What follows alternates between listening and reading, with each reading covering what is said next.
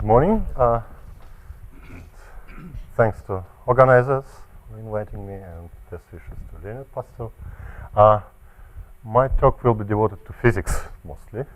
So last year we celebrated 50 years of Anderson localization, and last year we celebrated 100 years of superconductivity. So I'll be talking about their interplay, what happens when they meet each other. So this is the conclusion of my talk.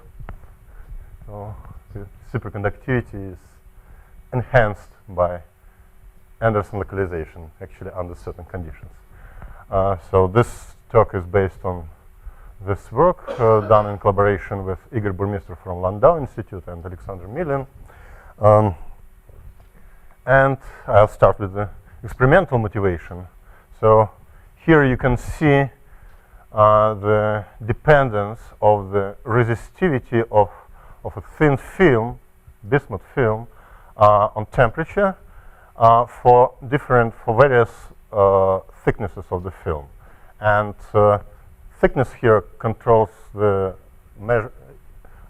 degree of disorder in the film. So you can see that for more or less clean films, the resistivity drops to 0 at certain value of temperature. So this is called superconductivity, right? So resistivity is 0 in some finite temperature interval. However, with increasing disorder, the resistivity goes up, right? So showing the insulating behavior. Resistivity grows with decreasing temperature. So this is called superconductor to insulator transition. So it's quantum phase transition governed by the disorder strength. And here you can see the dependence of the superconducting critical temperature, the temperature where the resistivity becomes 0, on the resistivity of the film. So with increasing the resistivity, the critical temperature goes down, and at some point it becomes 0. So there is a very large body of experiments devoted to this superconductor insulator transition. So this topic is very hot in condensed matter physics. But I will show you just one more picture, one more experiment. So this is again two-dimensional system which is created at the interface between two oxides. So these materials are oxides, they're insulating, but the interface between them, a two-dimensional electron gas is realized, and this system is characterized by a giant background dielectric constant due to this material. So the dielectric constant may be as high as 10,000 in this system. So here you can see again the dependence of the superconducting critical temperature on actual disorder. So here it's plotted against the gate voltage, and gate voltage it changes the concentration of carriers, and the concentration of carriers is translated into the resistivity, right? So therefore, for higher gate voltages, you have lower resistivity, and then the resistivity, as shown here in this curve, it grows with decreasing this gate voltage. Now you can see a dome shape of the dependence of the critical temperature. Here it's the transition, the two-dimensional superconducting transition is of Berezinski-Koster-Thouless type, so it's T by KT. Now you see that with increasing disorder, yeah, so the resistivity increases, the superconducting critical temperature in the system, it grows. Yeah. Then it goes down, but there is a region where it grows. And this can be seen here, right? So this is the resistivity versus temperature, and unlike this plot, here you can see the intersection of curves, of the resistivity curves. So with increasing disorder, the superconducting critical temperature goes up. Yeah? And this might be relevant to what I'm going to talk about. in my, today. Okay, now let's turn to the theory, and right, yeah. Can you comment on what is written in the very book? Here. Yeah. So, as I mentioned, this system is characterized by a very large dielectric constant, which means that most likely Coulomb interaction is strongly suppressed. And for my purpose, it's very important that Coulomb interaction, long-range component of interaction, is suppressed.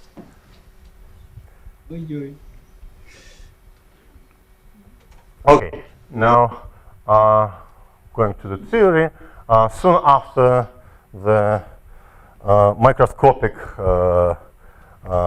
theory of superconductivity was proposed by Barden, Cooper, and Schiffer, again about 50 years ago, more or less at the same time as Anderson localization was introduced. Abrikosov, Garkov, and Anderson formulated a statement which is now known as Anderson theorem, which says that non-magnetic S-wave impurities do not affect S-wave superconductivity. Or, in other words, the mean free path of the resistivity does not enter the expression for the critical temperature. So this is the BCS mean field expression for the critical temperature, which contains only the ultraviolet energies, dBi frequency set by, which characterizes the electron-phonon interaction, and the electron-phonon coupling constant. Yeah? So there's no resistivity here. So the Cooper instability is the same for diffusive electrons. And this was shown by using by solving the BCS equation using the exact wave functions. However, at the same time, the notion of localization was introduced. So we know that in low-dimensional systems, all states are localized and disordered in the presence of disorder, and in dimension higher than 2, a metal-insulated transition occurs between localized and delocalized phases. Now, if the states are localized, so how can they conduct, superconduct? So if they sit, if they are localized somewhere in space. So then the natural question is what about the effect of localization on the superconductivity, and what about Anderson theorem? How it's related to Anderson localization? Yeah, so who wins? Okay, and this question was addressed in many papers in 70s, 80s, with the conclusion that above the metal insulated transition in the metallic phase, nothing changes, and something may change only at the transition. So these papers, these are papers by, say, Sadowski and Ma, for example.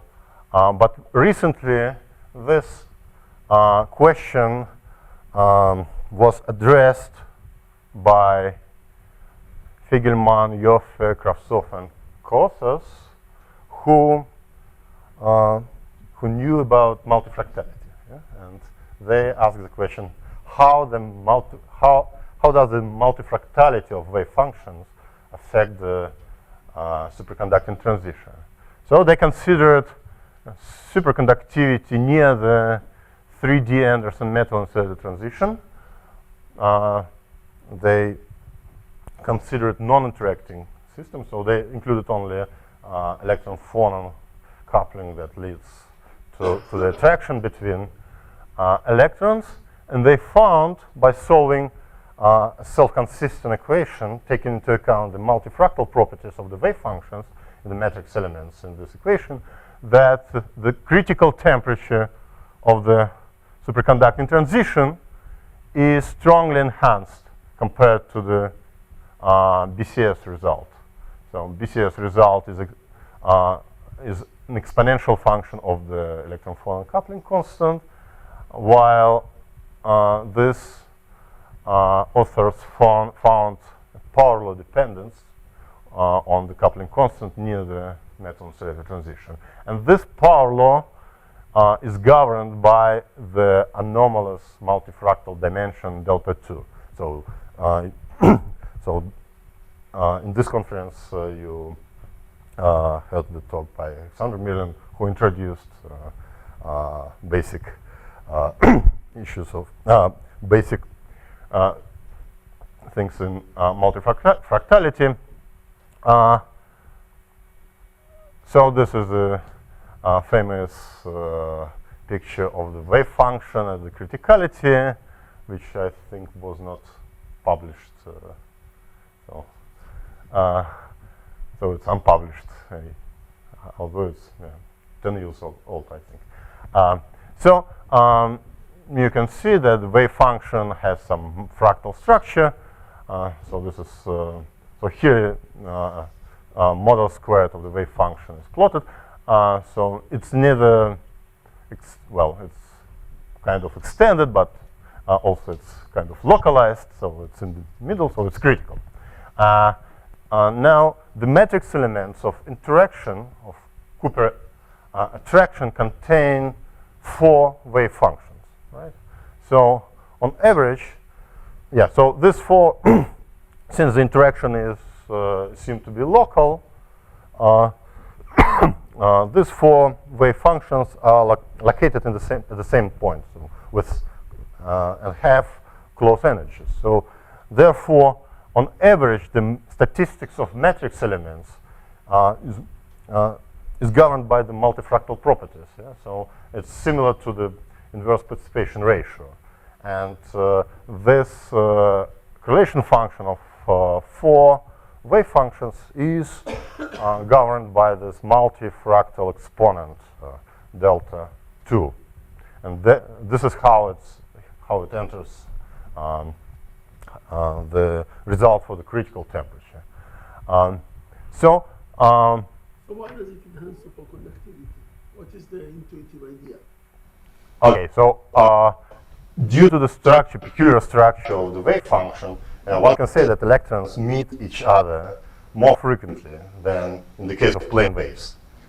And then they interact stronger, they are attracted stronger.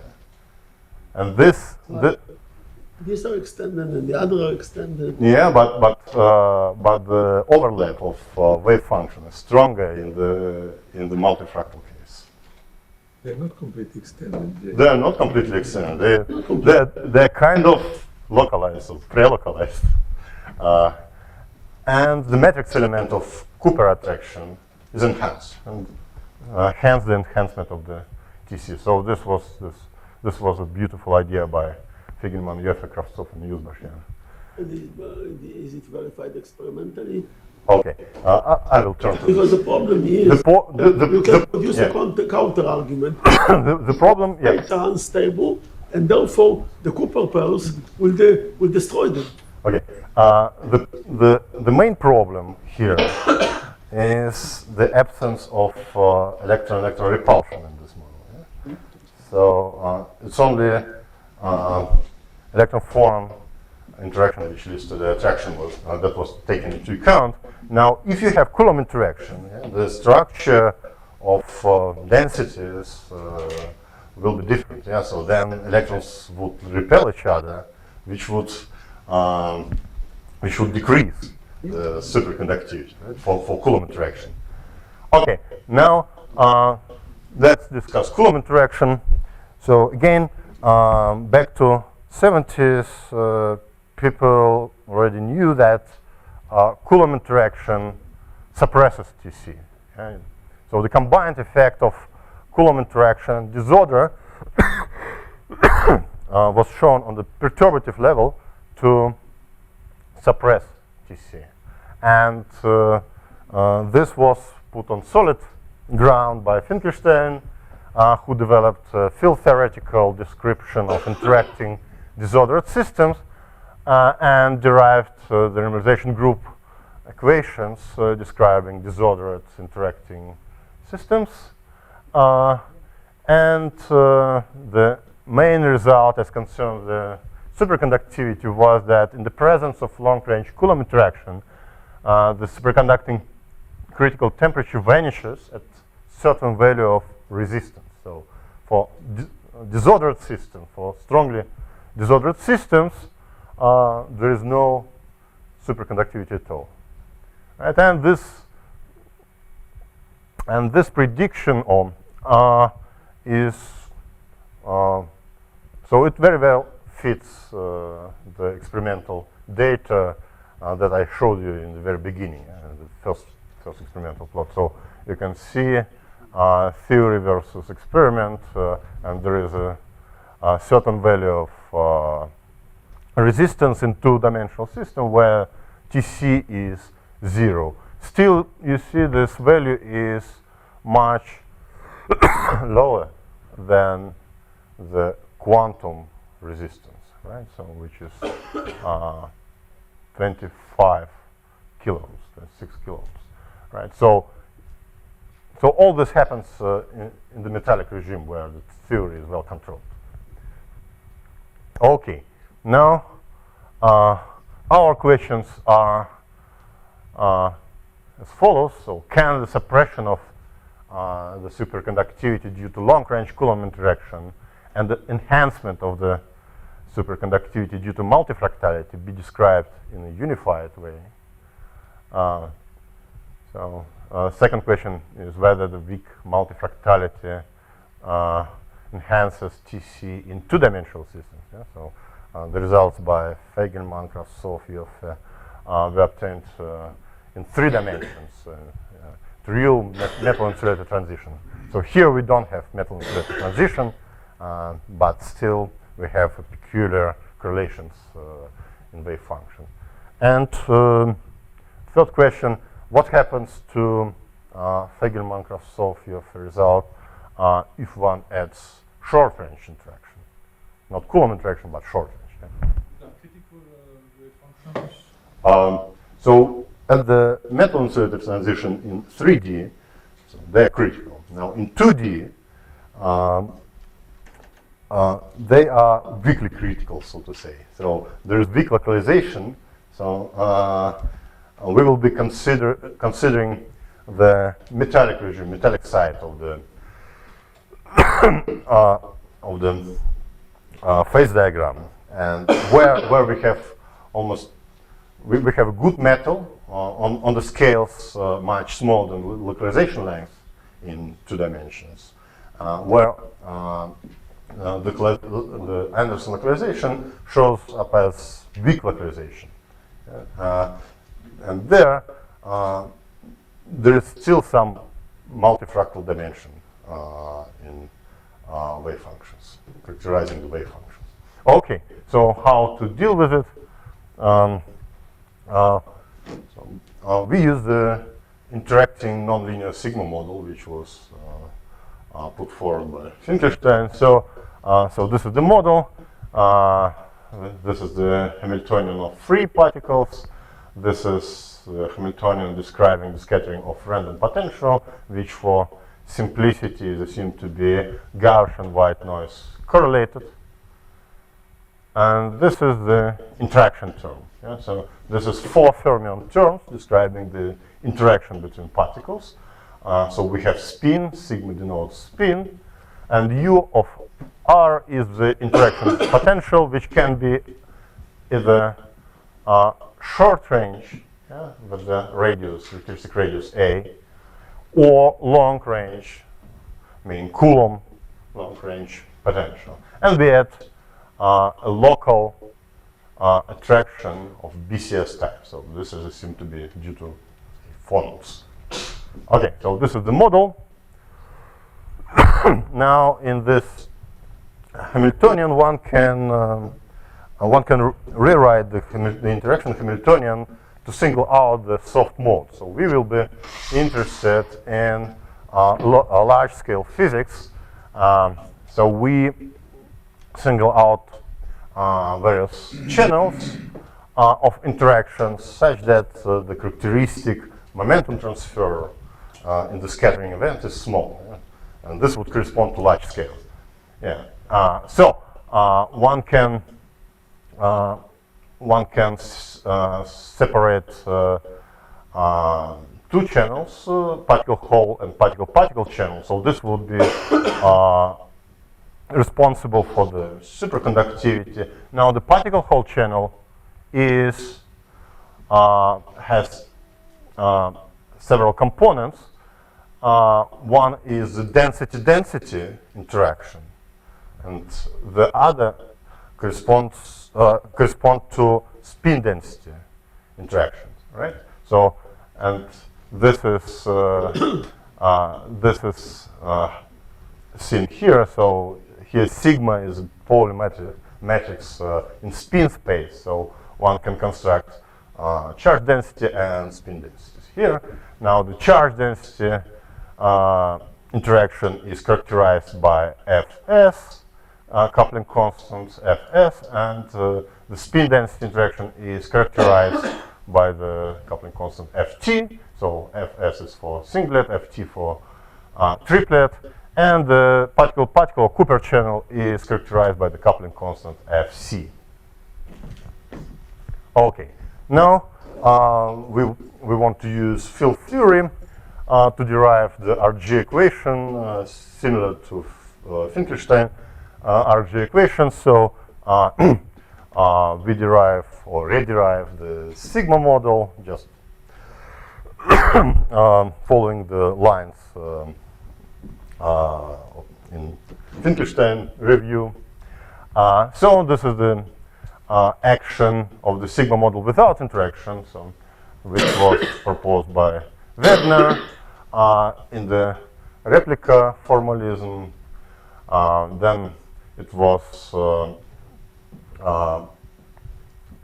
studied within the supersymmetric approach by Yefetov. However, the supersymmetry representation is bad for treating electron-electron interaction, and this is so without interaction. You can describe particles by fermionic or bosonic fields. It doesn't matter. However, in the presence of interaction, it's important. The order of operators is important. So, and particles are fermions. So you cannot describe the interacting fermion problem using bosonic language. So, because of Pauli principle, and therefore, interacting model should be constructed out of fermionic fields, right? And one can use fermionic replicas, as was done by Finkelstein, or Keldysh formalism, as was done by Kamenev and Andreev. Now, this is how the interacting nonlinear sigma model looks like. So this is the non-interacting term, which is characterized by the dimensional conductance, and one has to introduce another coupling constant Z, which describes the renormalization of frequency. Now, there are three terms, singlet, triplet, and Cooper terms of interaction, which are characterized by their coupling constant gamma S, gamma T, gamma C, which are related to those F, S, Ft, and Fc. Now, these terms that the terms that describe interaction are gradient-free terms, so they're without gradients, and contain various combinations of two Q matrices. And already now you you can see why the multifractality is important in this problem, because the multifractal exponents or correlation functions are related to the renormalization of operators in the sigma model, which contain several Qs. And these operators naturally appear in the interacting part of the sigma model. Yeah, so now since the interaction changes energies, one has to increase the space where the Q matrix lives, including Matsubara kind of replicas. Yeah? So we have usual replicas, we have particle Hall index, spin index, and Matsubara index, which counts energies. Apart from this, the constraints on the Q matrix are just the same as in the non-interacting case. Okay, so we have this field theory, and we can study the renormalization of this field theory. So it's convenient to introduce this coupling constants, which are related, which are ratios of gamma and z, and actually there is a relation between the renormalization of z and coupling constants, which is dictated by gauge invariance. So z is so the renormalization of z is not important for our further consideration. So it's just related to the renormalization of gammas. Okay, now in contrast to particle Hall channel, the Cooper channel is the Cooper channel coupling constant is renormalized on the ballistic scales. So ballistic scales are scales between ultraviolet energy, say dBi frequency, and 1 over tau. So we assume omega d tau to be larger than 1, and the diffusive field theory, it works below, on scales below than 1 over tau set by disorder, right, where diffusion takes place. Okay, now this is the full set of one loop RG equations describing the renormalization of the resistivity. So the resistivity is the inverse conductivity, dimensionless resistivity T, and these three coupling constants. So these equations, I think one can write down these equations. So this parts of these equations appear in various papers, but I never saw this full set of equations in a single paper. So these equations are lowest order in disorder, so these are one loop in disorder, and exact in gamma S and gamma T. So this was a great achievement by Finkelstein, who was able to derive exact equation in interaction. And these equations are lowest order in gamma C. So we consider we are far from the superconducting transition. Now, setting gamma S, the singlet amplitude, to -1, which is the case for Coulomb interaction, one can obtain the result by Finkelstein, namely the suppression of the superconductivity by Coulomb interaction disorder. However, let's consider the case of short range interaction. Yeah? Then, and let's consider the weakly interacting model. So all coupling constants are much smaller than 1. Then the equations, RG equations, take this form with this matrix describing the mutual renormalization of the coupling constants, and this term is just the usual Cooper instability. Well, so let's consider this model with short range interaction. You are telling us about what happens in the nature. Yeah, but I will comment. That's interactions with Coulomb interaction. Yeah. If the dielectric constant is high, it's rubbish. No, it is. If it's high, then the long range component of Coulomb interaction is strongly suppressed, and then although it would contribute to the renormalization, but it is rubbish. It will be over. That Aronoff-Achuri correction doesn't contain dielectric constant. But here, it will be there. So the renormalization, so here we are talking about the mutual renormalization of coupling constants. Yeah? The Alshula-Aronov correction is a correction to the resistivity here. Да? Yeah. But here it will be important. So the resistivity indeed doesn't know. But the renormalization of other couplings would know about the dielectric constant. Now, another possible realization of this effect is a system of cold gases. Sorry? System of cold gases. Yeah, so okay. Great. Congratulations. But Congratulations. let me. Congratulations. But even as I told you. Carry on. Okay. Thanks. Okay, so the mutual renormalization of this coupling constants is described by this matrix, and the zero here is again a manifestation of Anderson's theory. So if there are no other interaction channels, then gamma C would be renormalized by itself according to the BCS theory, and disorder would not affect the renormalization of gamma C. However, all these coupling constants are mutually related, and even in the absence of these two, they would appear. Okay, now the eigenvalues of this matrix. Yeah, so let's first consider the case when disorder is stronger than interaction constant in the Cooper channel. All right.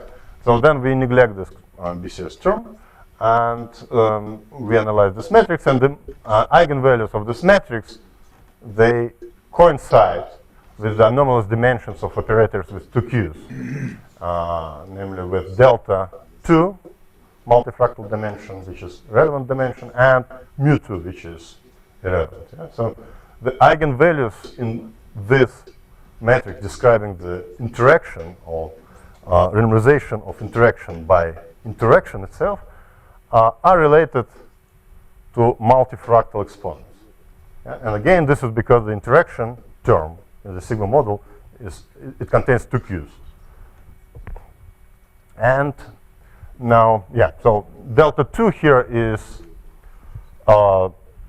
negative due to multifractality, and this means that these couplings, they are attracted to a single line corresponding to BCS theory.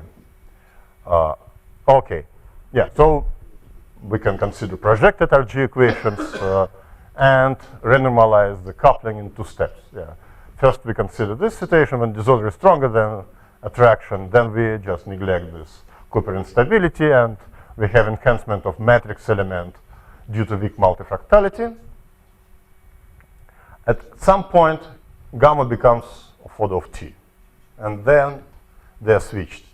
So then, when gamma is bigger than T, then we can neglect this disorder-induced term. So we then have conventional BCS.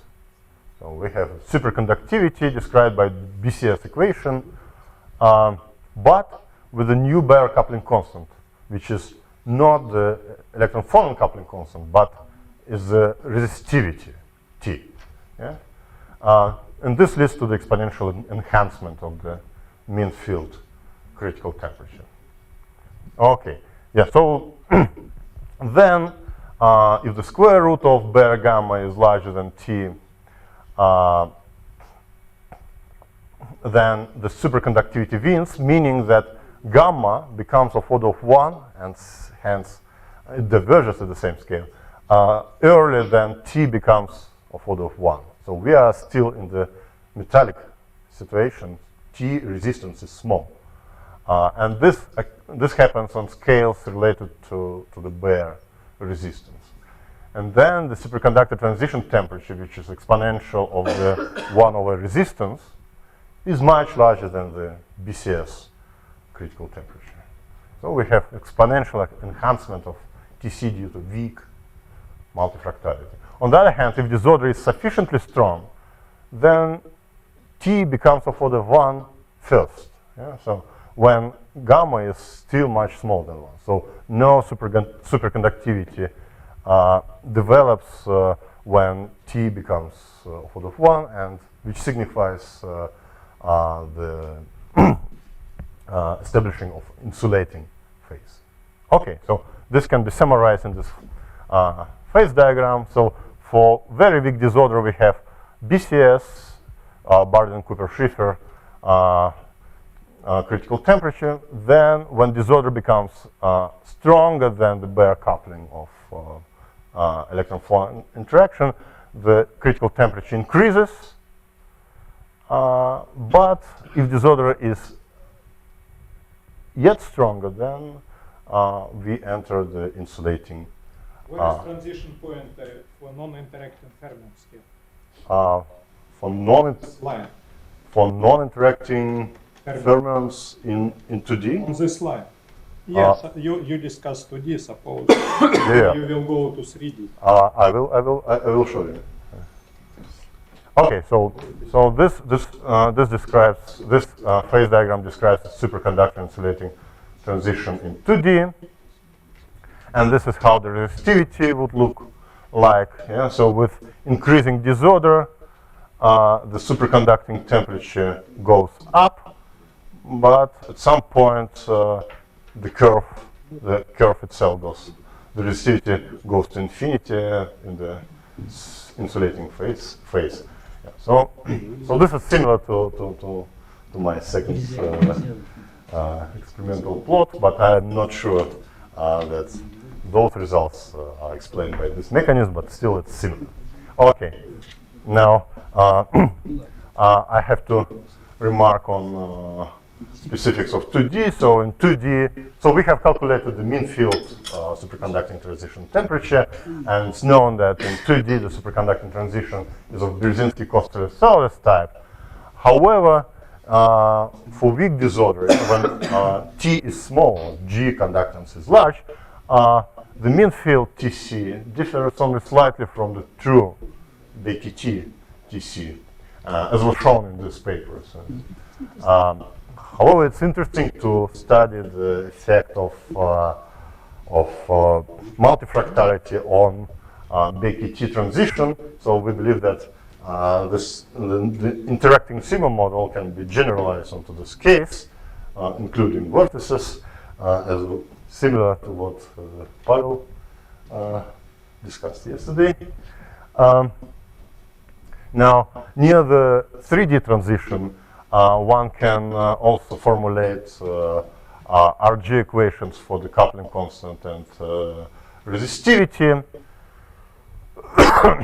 and this results in this phase diagram. So this is the non-interacting metal insulator transition point, and here the coupling constant is increased, so we have insulating phase, superconductor critical phase, and two superconducting phases characterized by two different different behaviors of critical temperature. Here it's a BCS type behavior, however there is an intermediate type of behavior of TC, and in this critical range we reproduced the result by Tegleman-Joffe-Kravtsov-Yuzbashev by means of RG approach.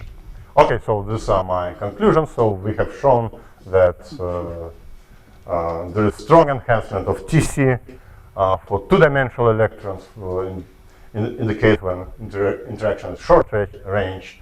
We have reproduced strong enhancement of TC near 3D Anderson transition, and in both cases we related this enhancement to multifractality and described it in terms of nonlinear sigma model. So this tells us that in the absence of Coulomb interaction, Anderson localization enhances superconductivity. So this might be a way for achieving or for searching new materials with high TC superconductivity.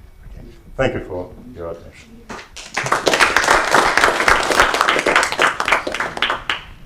Thank you very much.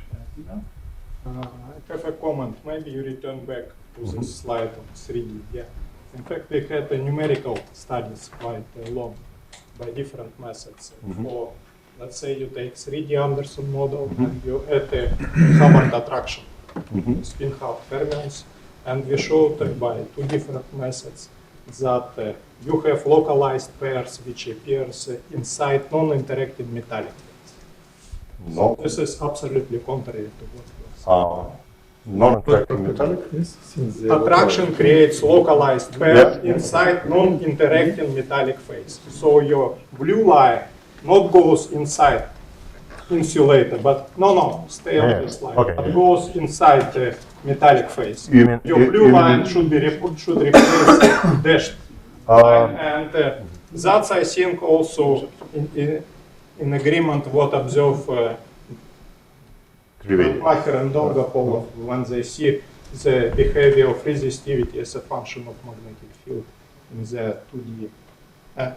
2D oxides. And we also tested this for 2D. You see that the attraction creates localized pairs, and they really see localized pairs. While when they increase magnetic field in Macher experiments, they kill interaction, and they see that they are inside metallic. Okay. And what was the statement? Is, what was the main size of the system which was analyzed? Well, this was size in 2D was 40 by 40, where you but localization size when you appear in the case of Hubbard attraction was definitely smaller than the system size.